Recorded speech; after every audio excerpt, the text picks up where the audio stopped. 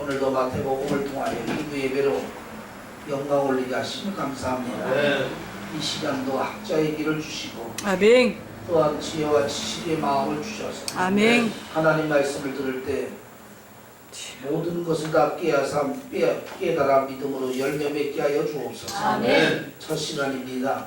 끝나는 시간 오직 하나님의 성령의 충만한 은혜로 함께하여 주실 줄 믿사오고 아멘. 걸어가신 예수님의 이름 받들어 간절히 기도사옵나이다. 아멘. 오늘은 마태복음 15장입니다. 제목이 뭐죠? 죽은 전통과 산복음. 죽은 전통과 산복음. 전통과 산. 그래서 5가지나 단락이 나와 있죠. 네 가지요. 네 가지 예. 단락이 나와 있죠. 네. 1대제합니다. 바리새인과 서기관들의 외식. 바리새인과 서기관들의 외식. 서기관들의 외식. 1절에서 20절 되겠습니다. 1절에서 20절. 20절이요. 1절에서 20절은 바리새인들과 서기관들의 외식에 대해서 나와 있습니다. 교제란 다음에 주의를 하겠습니다. 읽을까요? 네. 계명과 인간의 유전. 1절에서 10절까지고요. 유대인들의 유전 2절. 바리새인과 서기관들이 예루살렘으로부터 예수께로 왔다. 네. 그들은 당신의 바리새인과 서기관들이 예루살렘에서 예수께로 왔으니 이들이 작정하고 예수님을 책장을 가지고 찾아온 거죠. 예. 그들은 당신의 제자들은 먹을 때에 손을 씻지 아니하여 장로들의 유전을 범합니까? 하고 물었다. 네, 이 바리새인과 서기관들이 예루살렘에서 예수께까지 나와서 그 예수님의 그 틈틈이를 살핀 거예요. 예수님의 어떤 그 틈을 탈 겨를을 살폈더니 예수님의 제자들이 밀가서 지나가면서 손을 씻지 않고 밀을 까먹는 광경을 보게 됐습니다. 그랬을 때 이제 바리새인과 서기관은 됐다. 이제 틈을 잡았다. 이 사단의 간교한 청량을 얘기하죠. 사단은 늘 우리를 살피고 있어요. 우리를 이렇게 살피고 있다가 신앙과 믿음을 벗어나는 일을 하면 그걸 약점을 잡아가지고 우리의 마음과 생각에 유혹의 역사를 하죠. 이와 마찬가지로 서기관들과 바리새인도 예수님을 살폈다 이 말이에요. 그래가지고 어떤 기회가 오기를, 그래서 예수님의 손을 씻지 않고 밀을 까먹는 예수님의 제자들을 볼 때 기회가 왔다 생각하고 집요하게 예수님에게 물어보게 된 거죠. 이것이 사단의 책략 중에 하나입니다. 그 다음에요. 목사님, 네. 밀에 손으로 이렇게 한다고 그게 껍데기 까지나요? 네, 밀껍데기를 우리 옛날에 보면은 까져요. 네. 그래? 까지 깨라든가 이렇게 밀으면 까져. 손을 이렇게 까서 허물면은 그 껍데기 날라가서 까져요? 아름다기가 딱 남아요. 네. 껍데기가 그늘게 붙은 줄 알았더니 까진 거니까요. 손을 이렇게 비비면 네. 아, 그래가지고 껍데기 날라가고 알고만 그래요? 예. 저 그거 지난번 오래전부터 물어보고 싶었는데 그게 이제 웃기는 질문이다. 아는 사람 모르죠. 그러잖아. 네. 아, 그게 웃기는 예, 질문이에요. 깨하고 그거하고는 그렇게 해가지고 많이 먹어요. 웃길 일이 없어. 학자님은 서울에 쌀나무가 따로 있는 줄 알았대요. 자, 그 예. 다음에 예수께서 유대인의 유전과 하나님의 계명에 대해서 말씀하셨다. 예, 그래서 예수님은 유대인들의 유전과 네. 하나님의 계명에 대해서 말씀하셨다. 그들에게 말했습니다. 예.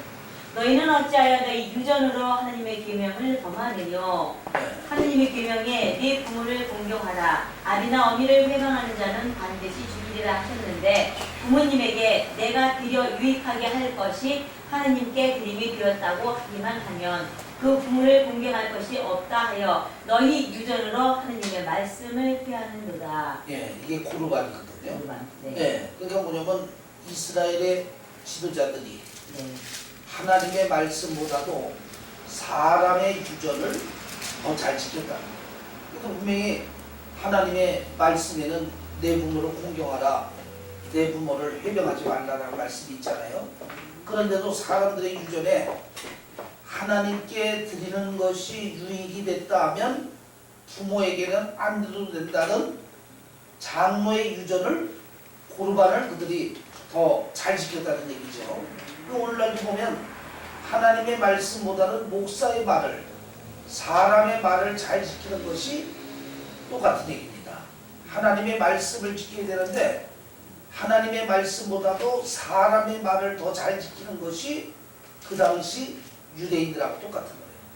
하나님의 말씀보다도 장로들의 말을 더 잘 지키는 것이 그 당시 사람들이었으니까 오늘날도 하나님 말씀보다는 목사 말, 사람의 말을 더 잘 지키는 것이 똑같은 의미를 얘기하고 있죠. 그 다음에 이들은 하나님의 말씀 중심의 생활을 하지 않고 유전을 말씀보다 앞에 세웠다. 하나님 말씀을 중심으로 살지 않고 사람들의 장로의 유전을 하나님 말씀 앞에 세웠단 말이에요. 이게 인본주의예요. 오늘날도 하나님의 말씀보다도 사람의 말을 앞세워서 사는 것을 인본주의의 대표적인 것을 얘기하고 있습니다. 그 다음에 유전은 외적인 것이고 하나님의 진리는 마음속이 내적인 것이다. 유전은 외적인 것이고 하나님의 진리는 내적인 것입니다. 그 다음에 유전은 입술에 공허한 말을 불러일으키지만 말씀은 마음속을 꿰뚫러 삶을 변화시킨다. 그러니까 유전은 입술로만 외식된 모습이고 진리는 마음의 심령을 변화시키는 역사가 있는 게 진리라는 거죠. 그러니까 진리와 유전은 엄격히 다르다는 얘기죠. 누구나 전통 속에 빠져버리면 진리를 볼 수도 없게 되고 굳이 진리를 찾아보려고 애쓰지도 않는다. 그래서 사람이 너무 지식에 빠지면 말씀이 없어지는 거예요. 그래서 지식에 빠지다 보면 말씀이 없게 되고 아니 전통 속에 빠져버리면 전통이라는 게 말씀, 지식이죠. 그게 뭐냐면 장로들의 유전이니까 세상의 지식. 장로들의 유전이니까 그게 세상적 지식을 얘기하는 거예요. 세상적 지식에 몰두하다 보면 진리가 점점 멀어지게 되고 인본주의로 생각할 수밖에 없다는 거죠. 그 이스라엘의 바리새인과 서기관들도 진리보다는 장로들의 유전의 지식을 앞세우다 보니까 말씀과는 점점 멀어지고 지식만 앞세우는 교만한 자들이 됐다는 거죠. 오늘도 지식이 많다는 사람은 교만하고 진리가 많은 사람은 겸손하잖아요. 이러한 차이를 보여준다는 얘기죠. 그 다음 이사야의 이윤을 인용하여 이 백성이 입술로는 나를 존경하되 마음은 나를 헛되이 경배하는도다 하고 책망하였다. 아멘. 이사야 선지자의 예언이 이스라엘 백성들에게 그대로 이루어졌다. 결국 바리새인이나 서기관들이 하나님의 말씀보다 장로의 유전을 더 지키는 이유는 입술과 입으로는 하나님을 공경한데 마음에는 하나님이 없다는 증거예요. 그러니까 하나님이 마음에 있으면 진리가 나오는데 하나님이 마음에 없고 입술과 입으로만 하나님을 존중하니까 장로의 유전을 하나님 말씀보다 더 지키게 되는 거죠. 그러니까 결국 사람 말을 한다는 것은 그만큼 마음속에 하나님이 계시지 않다라는 증거라는 거죠. 그 다음에 소제목인데요. 인간을 더럽게 하는 것. 11절에서. 그래서 이제 이 말씀 속에 보면은 인간을 더럽게 하는 게 나오죠. 그게 몇 절에서 몇 절이요? 11절에서 20절까지. 그럼 우선 1절에서 10절까지 주의를 하고 나서 그걸 보겠습니다. 그때의 바리새인과 서기관들이 예루살렘으로부터 예수께 나와 가로되 그때. 그러니까 그때라는 게 뭐냐면 바리새인과 서기관들이 예루살렘에서 내려와 늘 예수님의 틈을 엿보고 있는 거예요. 그때 기회가 날 그때를 얘기하는 거죠. 여러분도 영적으로 무장해야 되는 이유가 사단이가 늘 우리를 살피고 있어요. 바리새인과 서기관이 예수님을 살피듯이 사단이도 영적으로 우리를 늘 살피고 있다가 그때 신앙과 믿음의 구멍이 나는 그때에 약점이 드러나는 그때에 그때에 얘기하는 겁니다. 그 다음에요. 당신의 제자들이 어찌하여 장로들의 유전을 거만하니까 떡 먹을 때에 손을 씻지 아니하나이다. 바리새인과 서기관들이 예수께 자신 있게 얘기를 하는 거예요. 왜? 기회가 났거든. 그들 입장에서 볼 때 예수님이여 당신의 제자들이 어찌하여 장로들의 유전을 버리고 손을 씻지 않고 이를 까고나니까. 장로들의 유전을 이들이 얘기하죠. 하나님의 말씀보다도 장로들의 유전을 더 진리로 치고 있는 인본주의적 사상을 가진 바리새인과 선지자들입니다. 오늘날도 하나님 말씀보다는 사람의 교훈을 더 앞세우는 주의종들이 있죠. 이게 바로 바리새인이라고 생각해요. 진리를 앞세워야 될 텐데 사람의 교훈을 더 앞세운다. 그래서 하나님의 자녀들이 성경을 많이 읽어야 진리를 취하는데 성경보다는 책을 많이 보거든요. 그러니까 책을 많이 보니까 지식은 많아지는데 진리는 없어. 그러니까 교만해지고 인본주의로 가게 되는 거예요. 그래서 성경을 더 많이 봐야 됩니다. 아멘. 네. 그다음에요.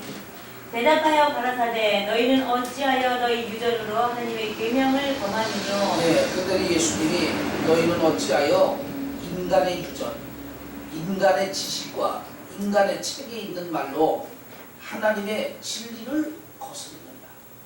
그러니까 지식이 많으면 진리를 거스르게 돼 있어요.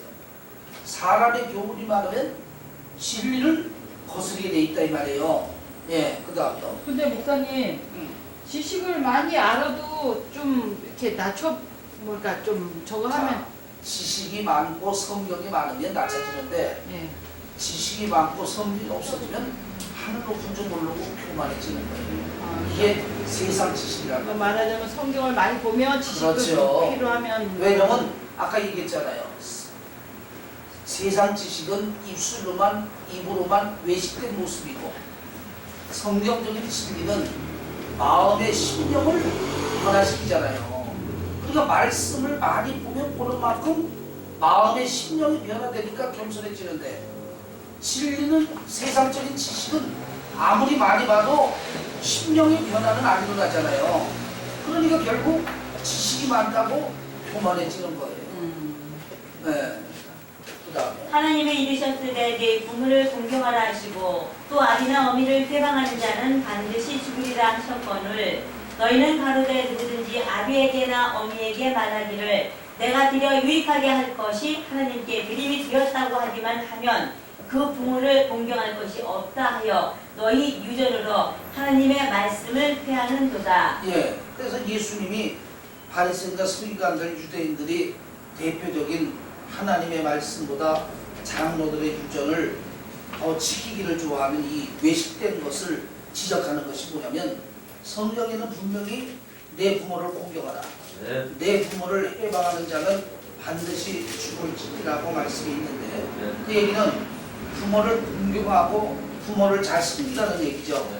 그런데 장로의 유전에는 고르간이라고 있단 말이에요. 그건 뭐냐면 하나님께 드림이 되면 부모에게 안 해도 되고 하나님을 잘 섬기면 부모를 잘 섬기지 않아도 된다. 이거는 장로의 유전이지 하나님의 말씀이 아니란 말이에요. 근데 이 이스라엘 백성들과 서기관과 유대인들은 장로들의 유전을 더 좋게 생각하는 거야. 그래서 부모에게 대접하지 않고 부모를 섬기지 않고 부모에게 좋은 것을 공양하지 않는 거야. 그리고 뭐라 그러면 장로의 유전에 하나님께 드림이 되면 부모에게 안 해도 된다는 장로의 유전이 있습니다. 뭐 이걸로 싹 입삭해버리는 거야. 그러니까 결국 하나님의 말씀이 위에요? 장로의 유전이 위에요? 아니 지금 여기 얘기하는 예수님의 얘기가 장로의 유전이 위에요? 하나님의 말씀이 위에요? 장로의 유전이 하나님 모습보다 위잖아요. 너무 어려운 걸 물어봤나? 네. 그러니까 이게 결국 하나님 모실 때 외식되고 잘못됐다 이 말이에요.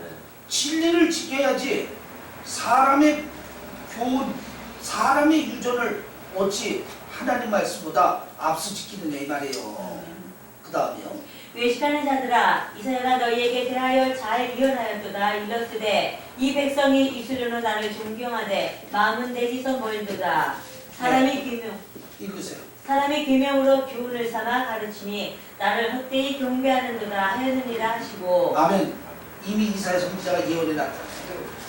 하나님의 말씀을 사람의 계명으로 지키니 하나님을 공경하는 게 헛된 거야. 그 이들이 하나님 섬기는 게 헛된 거예요.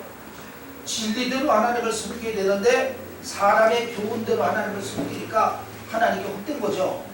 결국 이들이 진리를 쫓지 않고 사람의 계명을 쫓는 이유는 입으로는 하나님을 가까이하고 입술로는 하나님을 존중하지만 마음에는 하나님이 없다라는 증거를 보여주는 거예요.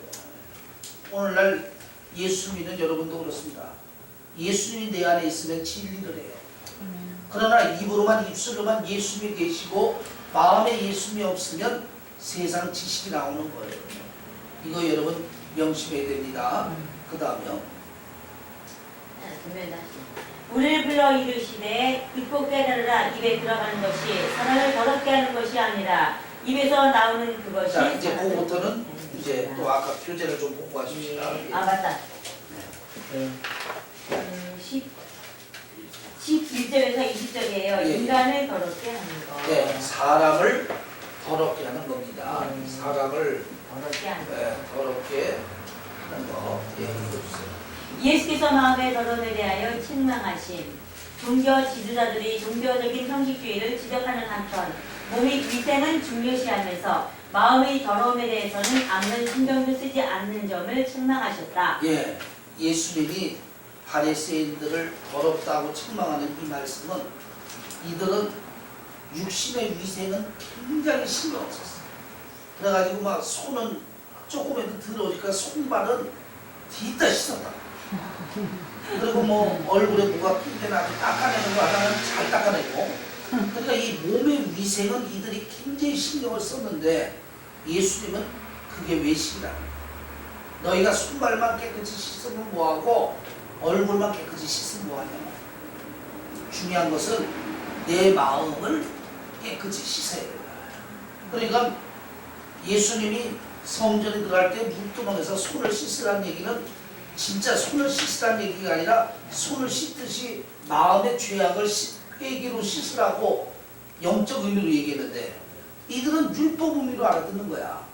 그러니까 마음의 죄악은 안 씻어내고 손과 발만 들이다 씻으면 깨끗한 줄 알고 이거에 대한 예수님의 지적을 얘기하는 겁니다. 그래서 예수님의 얘기는 하나님의 말씀은 다 내적, 외적 얘기가 내적 얘기를 내는 거예요. 그 다음에요. 예수께서는 자신이 그들의 심판자가 되려고 하지 않으시고 하나님의 섭리와 심판에 맡기셨다. 이는 우리들에게 불의와 죄악에 대한 책망을 인정하면서도 심판만은 하나님께 맡기도록 가르치신 것이다. 네, 그러니까 예수님은 그들을 정죄는 안 했어요.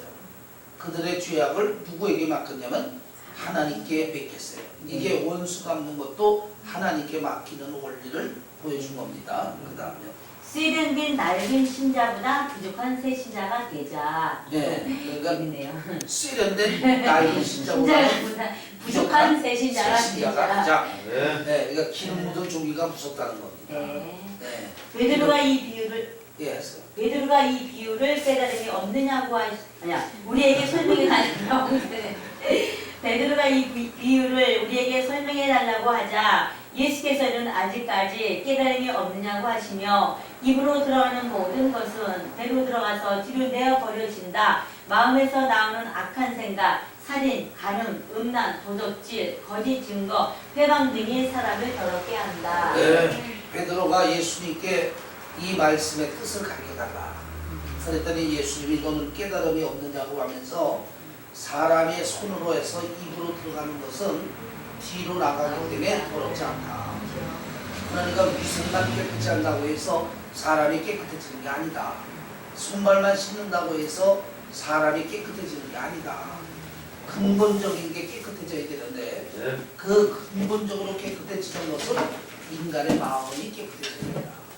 왜냐하면 죄로 인하여 타락하는 것이 인간의 마음이기 때문에 모든 악한 것이 마음에서 다 나온다고. 그러니까 입에서 나오는 것이 다 어디서 나와요? 마음에서 나와요. 네. 그래서 우리의 마음은 간장병과 같아요. 그 병 안에 무엇이 들어있는지 들어있는 게 나오게 돼 있어요. 소금 들어있으면 소금 나오고 간장 들었으면 간장 나오고 깨소금 들어있으면 깨소금 나오고. 그러니까 우리가 오늘 주일 나눔 예배도 욥이 입술로 하나님께 범죄하지 않는다 그랬죠. 그러니까 이 얘기가 무슨 얘기냐면 말이라는 것이 얼마나 중요하냐면 이 말이 어디에서 나오냐면 우리의 마음 속에서 말이 나오기 때문에 말이 중요합니다. 그러니까 내 입에서 그런 말이 나왔다는 것은 내 마음이 그렇다는 증거예요. 그러니까 모든 악한 것이 마음에서 나오기 때문에 미움에 있으면 욕이 나오고 시기하고 정욕적이고 욕심적이고 탐욕적이고 거짓말 비방하는 것 이런 악한 모든 것이 다 어디서 나오냐면 인간의 타락한 마음 속에서 나와지는 거란 말이에요. 그러니까 사람을 더럽게 하는 게 입으로 들어가는 음식이 더럽게 하는 게 아니라 누가 더럽게 해요? 사람 입에서 나오는 말이 그 사람을 더럽게 하잖아요. 그래서 예수님이 내적인 얘기를 하는 겁니다. 그 다음에 주의할게요. 다 했어요? 네. 예, 주의하겠습니다. 11절이요. 네. 입에 들어가는 것이 사람을 더럽게 하는 것이 아니라 입에서 나오는 그것이 사람을 더럽게 하는 것이니라. 예, 그러니까 사람이 손에서 입으로 들어가는 것은 손에서 입으로 들어가 뒤로 폐설물로 뿅 하고 나오면 끝나는 거예요. 그것이 우리를 뭐 더럽게 하고 깨끗이 하고 뭐 말 것이 없죠. 뱃속에 들어가서 소화돼 버리면 한 줌의 황토비 덩어리가 돼서 나와버리면 끝나는 거니까 그게 우리하고 토론과하고 상관이 없다. 이게 예수 얘기가 오히려 그 사람을 더럽게 하는 것은 뭐라 그랬어요? 그 사람의 마음에서 입에서 나오는 것이 더럽게 한다. 그 다음에 이에 제자들이 나와 가로되 바리새인들이 이 말씀을 듣고 걸림이 된 줄 아시나이까. 네, 그러니까 지금 제자들이 이해가 안 되는 얘기요. 그러니까 예수님 바리새인들이 이 말을 듣고 자기들의 교훈이 잘못됐다고 느끼겠습니까? 이 얘기가 걸림이 되겠습니까? 이 얘기가 뭐냐면 예수님 아니 이 말이 대체 무슨 말인데 바리새인들이 이 말을 듣고 자기들의 교훈이 잘못됐다고 생각하겠습니까? 이 얘기가 네, 그 다음 예수께서 대답하여 가라사대 심은 것마다 내 천부께서 심으시지 않은 것은 뽑힐 것이니 그냥 두어라. 저희는 예, 소경 이게 무슨 얘기냐? 심는 것마다 뭐라 그랬어요? 심으시지 않는 것은 뽑힐 것이니 예, 천부께서 심지 않는 것은 뽑힐 것이니 마음에 여기에 심는다는 것은 어디 심냐면 마음에 심는 걸 얘기하는 겁니다. 그러니까 마음에 하나님의 뜻이 아닌 것이 심긴 것은 천부께서 다 뽑아버립니다. 네, 그러니까 우리는 마음에 뭘 심어야 돼? 하나님이 주시는 것만 심어야 돼. 믿음의 것만 심어야 돼요. 하나님이 주시는 것이 아니고 믿음에 어긋나는 것을 심으면 천국에서 다 뽑아버린다. 무슨 얘기인지 알죠? 네, 그거 다시 그걸 읽어보세요. 예수께서 대답하여 가라사대 심은 것마다 내 천부께서 심으시지 않은 것은 뽑힐 것이니 예, 이게 뭐냐면 하나님께서 주시지 않은 것을 내가 심으면 하나님이 뽑아버린다. 그러니까 우리는 누가 주시는 것만 심어야 돼, 마음에? 하나님이 주시는 것만. 그러면 나쁜 것은 하나님이 주십니까? 하나님 주시지 않습니까? 안 줘요. 그러니까 나쁜 것을 심었으면 하나님이 뽑겠어요? 안 뽑겠어요? 뽑으시죠? 이거 얘기하는 거예요. 그러니까 우리도 마음에 가려서 심어야 돼. 에? 논에다 심을 때 아무거나 심니까 곡식만 심어야 되죠? 그러니까 우리 심령이도 가려서 심어야 된단 말이야. 아무거나 갖다 마음에 심으면 안 된다 이 말이요. 하나님이 원하지 않는 것을 뽑아버린다 이 말이요. 그 다음에요. 그냥 두어라. 저희는 소경이 되어 소경을 인도하는 자로다. 만일 소경이 소경을 인도하면 둘이 다 구덩이에 빠지리라 하신대. 네, 그 바리새인과 서기관의 지금 마음판에다가 하나님의 진리를 심어요? 세상 지식을 심어요? 그러면 천국께서 세상 지식을 심은 이걸 뽑아버리겠어요? 안 뽑아버리겠어요? 이 얘기하는 거예요, 예수님이. 그러면서 그들은 내버려두라. 왜냐? 그들은 어차피 소경이라는 거예요. 여기에 소경이라는 얘기는 무슨 얘기를 하는 겁니까? 영적 소경, 진리 소경. 그러니까 저들이 지도자인 바리새인과 서기관이 소경이 되니까 누구도 소경이 돼요? 이스라엘 백성들도 소경이 되는 거야. 바리새인과 서기관들이 인도자인데 무슨 인도자가 또 있어. 바리새인과 서기관들이 지도자잖아요. 이들이 소경이 되니까 그들을 따라가는 백성들은 덩달아 소경이 되는 거야. 여러분도 지도자가 소경이 되면요, 주의 종이 소경이 되면 성도들도 소경이 되는 거예요. 목사가 말씀이 없는데 성도가 무슨 말씀이 있겠어? 똑같이 되는 거지. 그래서 둘 다 소경이 돼서 소경이 소경을 인도하니까 결국 지도자나 백성이나 둘 다 구렁텅이에 빠지는 거예요. 지금 예루살렘에 있는 이스라엘 백성들의 형편이 이래요. 바리새인과 서기관이 진리보다도 사람의 말을 더 신봉하니 영적 소경, 진리 소경 아니요. 그걸 백성들이 따라가니 그들도 영적 소경이고, 그러니 결국 인도하는 자나 인도받는 자나 둘 다 소경돼서 구렁텅이에 빠지는 것이 그들의 형편임을 예수님이 얘기하는 거죠. 네. 그 다음에 베드로가 대답하여 가로되 이 비유를 우리에게 설명하여 주옵소서. 네, 그래도 베드로는 깨달음이 없어. 그러니까 베드로도 이게 머리가 좋은 사람은 아니에요. 정말 하나님 은혜 안에서 수제자가 됐지 머리가 그렇게 잘 돌아가는 사람은 아니었다. 그래도 적극적이 있잖아요. 그러니까 공부를 조금 하고서는 배를 탔으니까 네, 아무래도 그러니까 배우기 오히려 짧으니까. 머리가 잘 돌아가는 사람은 가르다가 잘 돌아갔어요. 그렇죠. 계산이 빠르고 네. 아주 세밀히 그런 빠르고. 그렇지. 그러니까 그런데요. 베드로는 이런 면제는 아주 둔했나 봐. 그런데 목사님, 그래도 베드로는 물어보잖아요. 내가 궁금한 거를 사람이 그 열정이 있으니까 물어보지. 그럴 수가 있죠. 뭐라 그랬어? 이러지만 딱 물어보고 싶은 거는 그래도 못 가르치니까 내가 깨달을 건 예수님한테 그렇지. 가르치자는 이거 거죠. 무슨 이거 오해가 배인가? 그렇잖아요. 내가 뭐라 그랬어? 어쨌든 무식하다는 얘기인데 뭐. 무식해도 머리가 배제이 어쨌든 들 돌아갔다 이 말이야. 안 돌아갈 때까지 물어봐야 돼. 자, 그다음에. 그럼요. 예. 예수께서 가라사대 너희도 아직까지 깨달음이 없느냐. 그러니까 예수님이 답답한 거야. 아니 이놈 것들이 그래? 이렇게 얘기를 해줘도 못 깨달아 이걸. 근데 예수님이 야너 아직도 깨달음이 없냐? 이 돌대가리야. 이 얘기죠. 그 다음에. 네. 입으로 들어가는 모든 것은 배로 들어가서 뒤로 내어 버려지는 줄을 알지 못하느냐. 입으로 들어가는 것은 소화기를 통해 가지고 창자를 통해 가지고 황금색 연구해 가지고 뒤로 뿅 나가면 끝난다 이 말이에요. 예수님이 이렇게까지 얘기하지 않았죠. 예. 그 다음에요. 입에서 나오는 것들은 마음에서 나오나니 이것이야말로 사람을 더럽게 하느니라. 사람의 입에서 나오는 말이 어디서 나오는 말이에요? 인간의 마음에 있는 것이 말로 표현이 되잖아요. 그러니까 말이라는 것은 그 사람의 마음을 대변하는 거예요. 네, 그러니까 말이 거칠다, 마음이 거칠다는 얘기고, 말이 곱다, 마음이 곱다는 얘기죠. 마음에 있는 것이 말로 인간에게 표현되기 때문에 그래요. 그러니까 악한 말을 하고 악한 짓을 말하는 것은 다 어디가 악하기 때문에 그런 말을 하는 거예요? 마음이 악하기 때문에 그런 말을 하는 거예요. 그래서 사람을 더럽게 하는 것은 입에서 들어가는 게 더럽게 하는 게 아니라 인간의 마음에서 나오는 것이 인간을 더럽게 하는 거예요. 그러니까 예수님의 이 말은 너희가 손과 발과 얼굴만 깨끗이 씻지 말고 육체의 겉모습만 깨끗이 씻지 말고 하나님의 진리로 마음의 죄악을 씻어라 이 말이야. 네, 할례는 그거잖아요. 육체를 잘라내듯이 마음의 죄악을 잘라내는 게 할례고, 세례도 그렇잖아요. 물로 세례를 받는 의미는 마음의 죄악을 씻어내는 것이 세례이잖아요.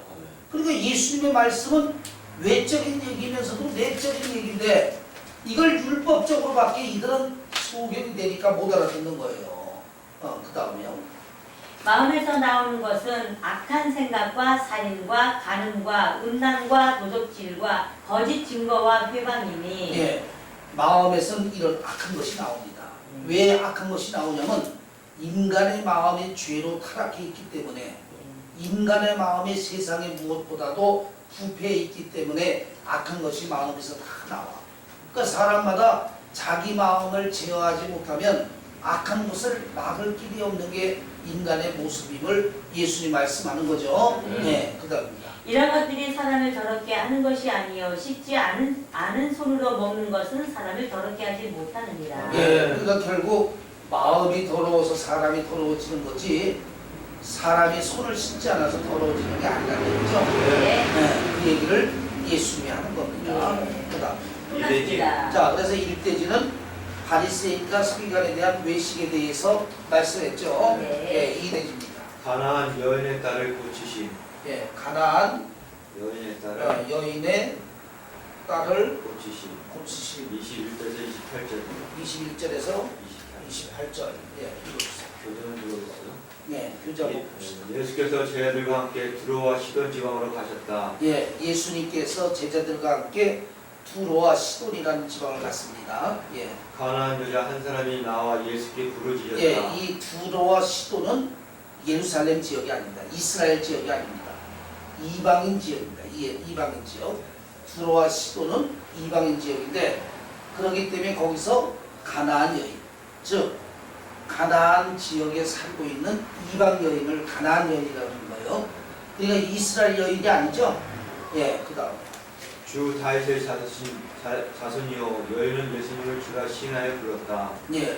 이 가나안 여인은 성경에 자세한 얘기는 안 나와 있지만 예수님을 상세히 아는 여인이면 틀림없습니다. 왜냐하면 주 다윗의 자손 뭐라 했어요? 자손이요. 주 다윗의 자손이요. 그다음 여인은 예수님을 주라 시인하여 불렀다. 예수님을 주라고 시인하고 또 다윗의 후손으로 오신 예수님을 안다는 것은 뭔가 좀 지식이 있는 여인이죠.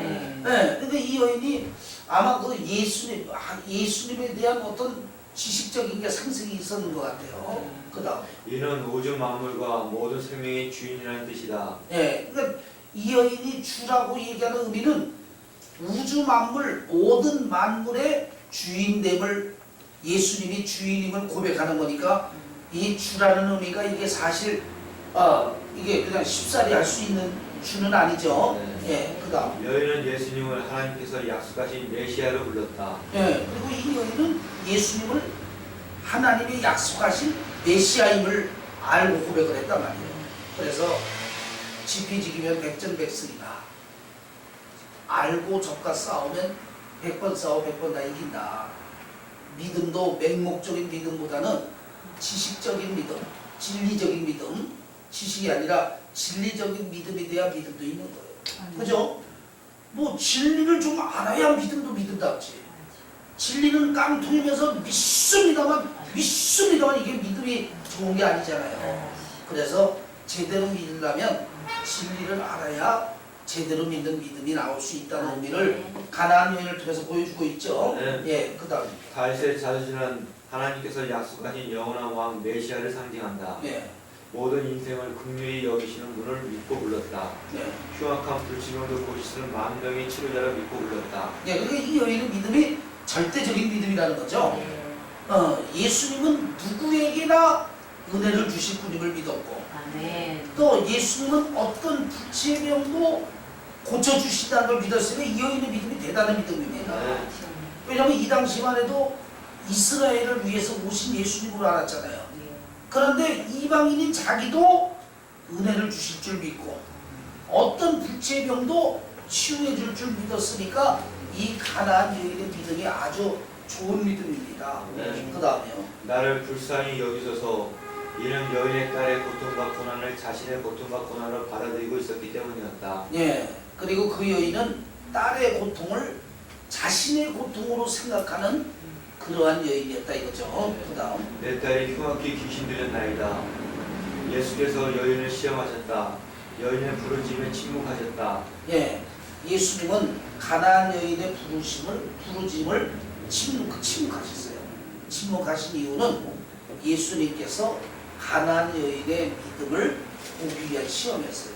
그러니까 우리 예수님은 뭘 따라 역사하신다? 믿음 따라 역사하신다. 그러니까 때로는 예수님 우리에게도 침묵할 수가 있어요. 왜?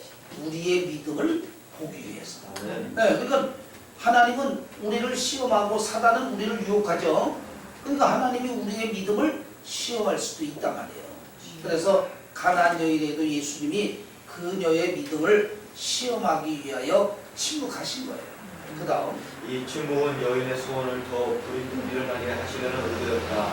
쟤네들이 와서 여자가 우리 뒤에서 소리를 지르오니 보내소서 하였다.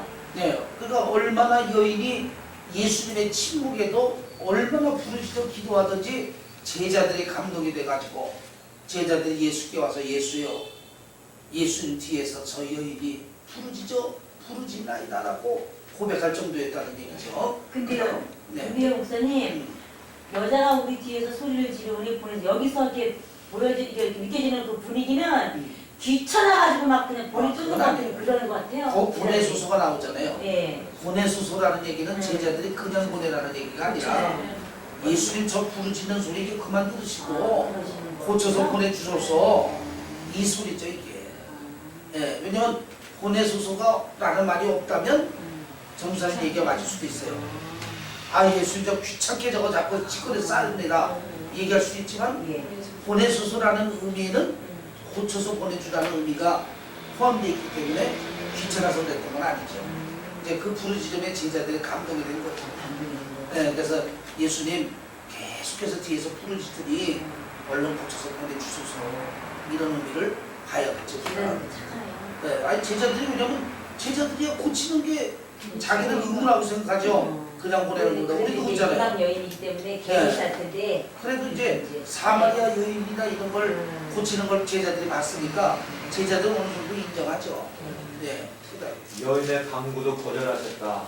그런데도 예수님은 여인의 간구를 거절했어요. 이거는 예수님이 가나안 여인이 이방 여인이기 때문에 매몰차게 거절한 의미가 아니라 그녀의 믿음을 보기 위해서.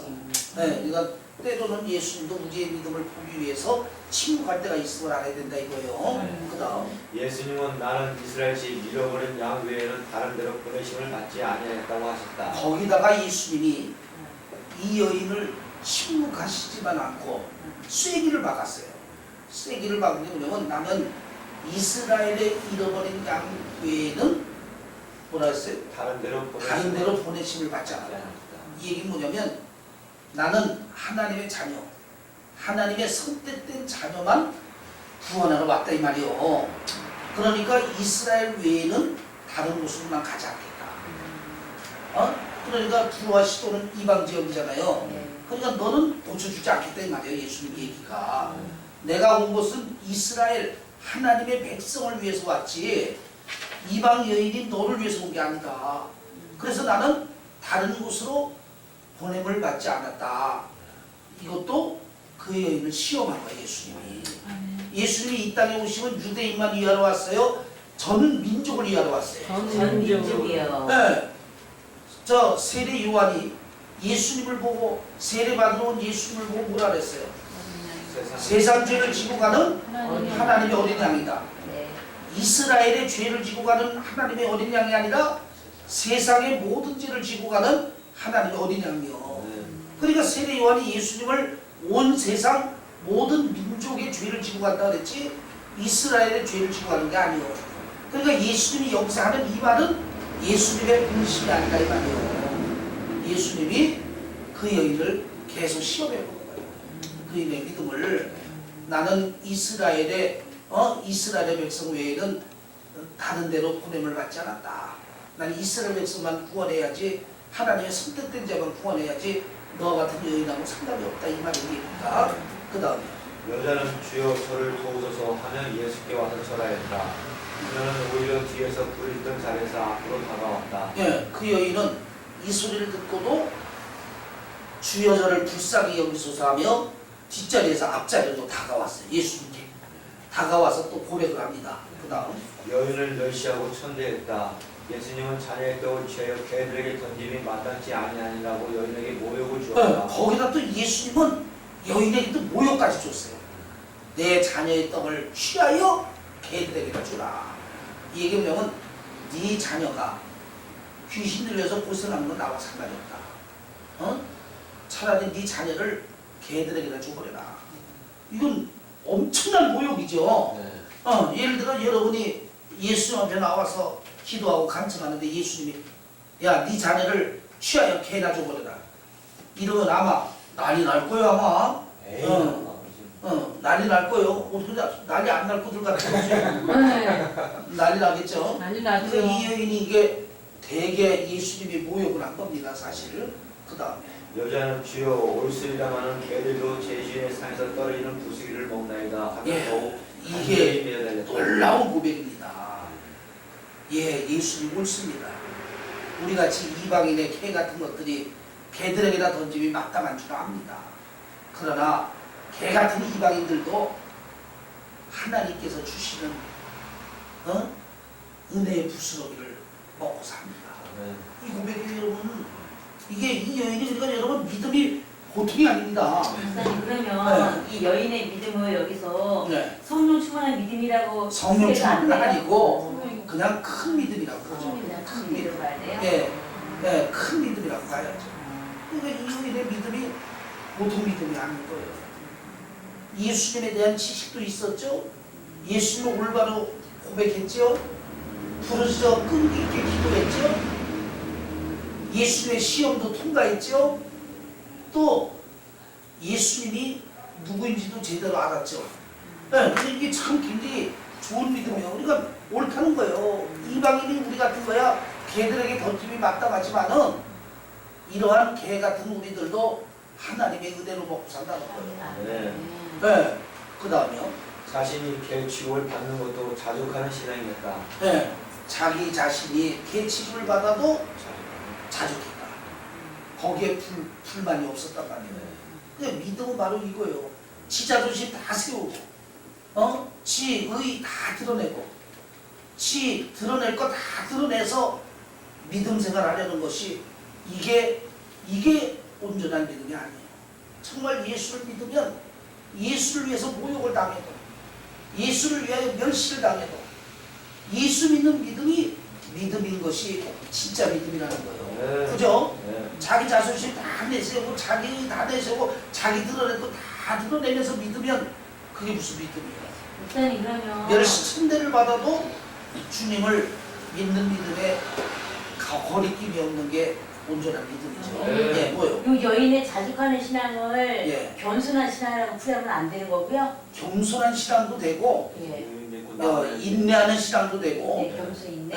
예, 그렇게 볼 수가 있죠. 그 다음 근데 목사님 우리가 가다 보면 이렇게 멸시하고 예수님 앞에 나갔을 때 이렇게 할 때 우리는 그걸 고치다 보다 인정하는 것보다 뭐 이래 이런 쪽이 마음이 더 오는 것은 왜 그러는 거 그런 쪽 한마디로 우리 상황을 돌려서 믿음이 적은 자예요. 그 다음 읽어주세요.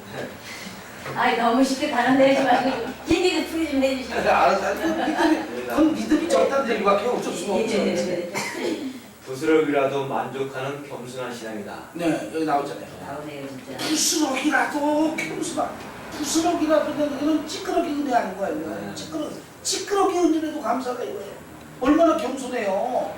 남들은 큰 은혜 하는데 이 여인은 찌끄러기 은혜라도 감사하다는 거예요. 찌끄러기 은혜가. 예, 그거라도 간절한 신앙도 되고 인내하는 신앙도 되고 겸손한 신앙도 되는 거죠. 네. 그다음 포기할 줄 모르는 불태진의 신앙이다. 포기할 줄 모르는 신앙. 근데 이 여인의 믿음은 포기할 줄 모르는 불굴의 신앙이에요. 아멘. 이래도 포기 안 하고 저래도 포기 안 하고 죽기 살기로 그다음 오로지 그리스도의 사랑과 긍휼에 매달리는 신앙이다. 오로지 그리스도의 사랑과 사랑과 긍휼에 긍휼에 매달리는 신앙. 매달리는 신앙. 죽기 아니면 살기 적으니까. 그 다음에 예수께서 여인의 믿음을 칭찬하셨다. 예수님이 그 여인의 믿음을 칭찬했어요. 그 다음 여자야 내 믿음이 크도다 내 소원대로 되리라. 여자여 내 믿음이 크도다. 예수님이 믿음 크다고 했어요. 그러니까 이 믿음이 큰 믿음이 바로 이런 믿음이에요. 우리도 이런 믿음 가져야 된단 말이에요. 이 믿음이 큰 믿음이니까. 그 다음 환경을 이긴 믿음. 예수님의 인격을 환경을 믿었다. 이긴 믿음. 그 다음 의심을 이긴 믿음. 예수님의 의심하지 않고 의심을 이긴 믿음. 그러니까 이 여인의 믿음은 환경을 이기고 의심을 이긴 믿음이란 말이에요. 이 정도 얘기하면 의심할 수 있잖아요, 주님을. 그런데 의심하지 않고 또 환경을 이겼잖아요. 대단한 믿음이죠. 그 다음 시험을 이긴 믿음. 시험을 이긴 믿음. 그러니까 좋은 게 너무 많아. 이게 환경을 이기고 환경을 이기고 의심을 이기고 시험을 이긴 여인의 믿음. 이게 큰 믿음이에요. 우리도 환경을 이겨야 돼요. 환경을 못 이기잖아요. 그 다음에 의심을 이겨야 되는데 의심에 사로잡힐 때가 많잖아요. 또 하나님이 우리를 시험하시잖아요. 그 시험을 못 뛰어넘잖아.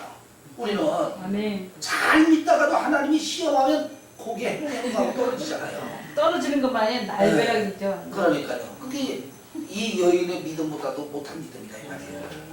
네, 그다음. 예수님의 응답을 믿었다. 그 시로부터 그의 딸이 나왔다. 예, 그 시로부터 믿음대로 주님은 역사하기 때문에 그 시로부터 그의 딸이 낳게 되었다. 네. 그다음요. 교훈 가 하나님 앞에서는 예루살렘과 두로 시돈이 아무런 차이가 없고 종교 지도자들이나 이방인의 차별이 없음을 보여주신다. 예, 예수님 안에는 이스라엘이나 이방인이나 차이가 없단 말이에요.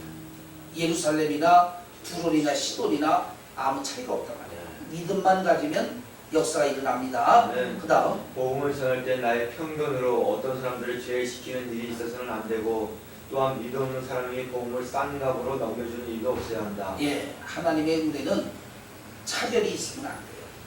그리고 믿음 없는 자에게는 역사가 안 일어난다는 겁니다.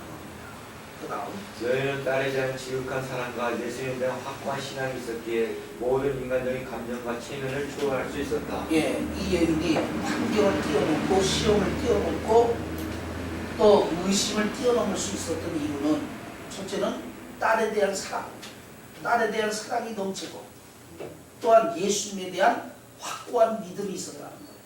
그래서 환경과 시험과 의심을 이기려면 사랑하는 마음, 그리고 확고한 믿음이 있어야 돼요. 확고한 믿음이요. 반석 같은 믿음이죠. 네. 그 다음. 주의 네, 주의하겠습니다. 21절부터 21절부터 28절까지. 28절까지. 네. 예수께서 거기서 나아가 두로와 시돈 지방에 들어가시니 예, 두로와 시도는 가나안 지역에 있는 이스라엘 밖에 이방인들의 지역을 얘기합니다. 예. 가나안 여자 하나가 그 지경에서 나와서 소리질러 가로되 예, 가나안 여인 하나가 가나안족 여인, 가나안엔 7 족속의 그 우상 족속이 있었죠. 그 7 우상 족속의 하나인 여자가 가나안 여인입니다. 예수께 나와 소리쳐 가로되 주 다윗의 자손이여 나를 불쌍히 여기소서. 예, 주 다윗의 자손이여 나를 불쌍히 여기소서. 여기서 주라는 얘기는 만물의 주인, 만물의 으뜸이 되는 예수님을 얘기하는 것이고, 다윗의 자손이라는 얘기는 하나님이 정하신 메시아로 이 땅에 오신 예수님을 얘기하고, 그러니까 이 여인은 예수님에 대해서 상당히 지식을 가지고 있는 여인이었다라고 우리가 볼 수가 있죠. 그 다음 내 딸이 흉악히 귀신이 들렸나이다 하되 예수는 한 말씀도 대답지 아니하시니 예, 이 여인이 내 딸의 귀신을 흉악히 들렸다고 고백을 해도 예수님이 아무 말도 안 하고 침묵했어요. 그것은 그 여인을 외면하기 위한 주님이 아니라 그 여인의 믿음을 보시기 위한 주님의 뜻이었다. 예수님도 우리에게 침묵할 때가 있어요. 우리의 믿음을, 끈질긴 믿음을 보기 위해서 예수님이 우리에게도 침묵할 때가 있음을 기억하시기 바랍니다. 그 다음 제자들이 와서 청하여 말하되 그 여자가 우리 뒤에서 소리를 지르니 보내소서.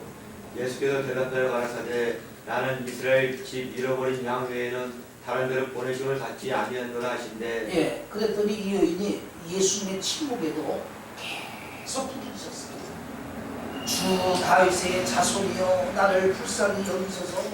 주 다윗의 자손이여 나를 불쌍히 여기소서.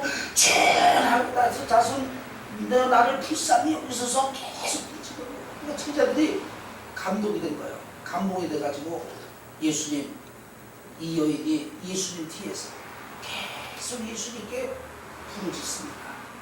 예수님, 저 여인을 고쳐보내소서.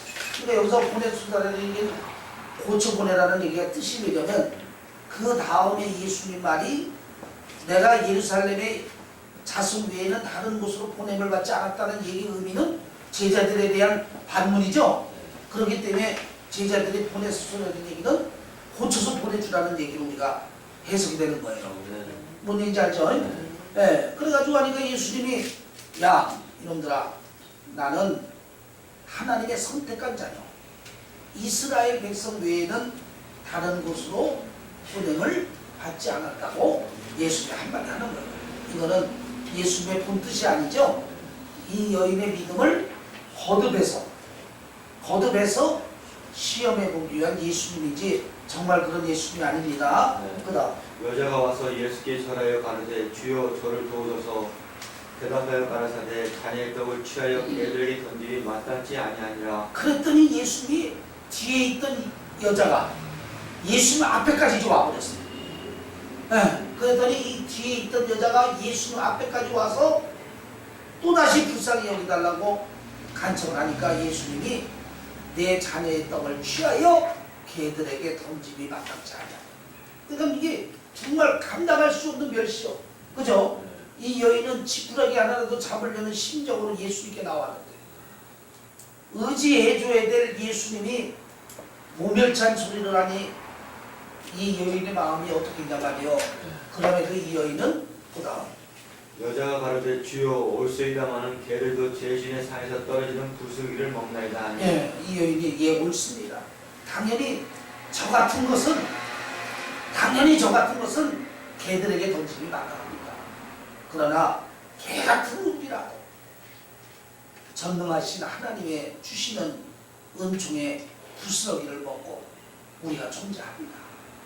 그러니까 예수님이 여인의 믿음이 대단한 거야. 부스러기라도 하나님의 은혜를 먹고 살겠다는 거예요. 왜? 그러니 얼마나 이 여인의 믿음이 대단하냐 말이요. 그 다음 이에 예수께서 대답하여 가라사대 여자야 내 믿음이 크도다. 내 소원대로 예수님이 되리라. 여자여 내 믿음이 크도다. 내 소원대로 되리라. 그러니까 여러분도 소원이 있으면 믿음이 있어야 돼. 소원만 가진다고 되는 게 아니라 믿음이 있어야 돼. 입만 크게 벌린다고 되는 게 아니라 믿음도 커져야 돼. 근데 소원 기도하다가 하나님이 너도 개라면 개같이 생각하면 이 가나안 여인의 믿음 생각하는 참 말도 보는 것이 뭐. 그렇지. 아유 사는 세상에 얘기하시는데 뭐라요? 아니 생각하지 말고 구하는 거잖아. 생각을 하는 그럼 아유 개로 여기던 지렁이로 여기 어차피 아우라면 지를 티끌이라 그랬고 야곱은 자기를 지렁이라 했는데 뭐 아니 개라 그러면 좀 더 낫게 얘기한 거네. 그럼 지렁이나 티끌보다. 근데 이 가나안 여인 얘기하면 한마디